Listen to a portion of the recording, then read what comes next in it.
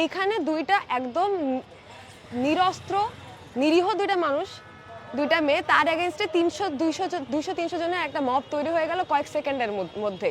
যখন আমাদের বর্তমান স্বরাষ্ট্র উপদেষ্টারে জিজ্ঞেস করা হলো যে এই ঘটনা নিয়ে আপনার মতামত কি, উনি তখন পুরোপুরি নারী নিপীড়নের অংশটুকু বাদ দিয়ে কেবল ফোকাস করলেন সিগারেট খাওয়ার উপরে। উনি বললেন যে সিগারেট পাবলিক প্লেসে খাওয়া অপরাধ, কিন্তু তার থেকে যে বড় অপরাধগুলো ঘটে গেল, একটা মেয়ের যে পোশাক ছিঁড়ে ফেলা হয়েছে, আরেকটা মেয়ের যে মাথা ফেটে গেছে, নাক ফেটে গেছে, সেই ঘটনাগুলো তিনি অ্যাড্রেস করলেন না। তিনি তার যে ব্যর্থতার পরিচয় বারবারই দিয়ে আসছেন, সেটারই আরেকটা মাইল ফলক তিনি পূর্ণ করলেন এই কমেন্টের মাধ্যমে। তিনি কি কুৎসিতভাবে, কলঙ্কজনকভাবে এই ঘটনাকে ধামাচাপা দেবার চেষ্টা করলেন, ঘুরিয়ে দেওয়ার চেষ্টা করলেন। উনি বললেন রোজার সময় এই ঘটনা ঘটেছে, ঘটে নাই, রোজার সময় না। গালি দিয়েছে এই কথা বললেন না, কিন্তু মেয়ে দুটো চা ছুঁড়ে মেরেছে এটা উনি বললেন।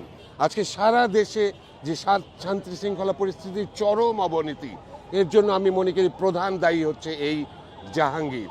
আমি এই স্বরাষ্ট্র উপদেষ্টা জাহাঙ্গীরের পদত্যাগ চাই অবিলম্বে।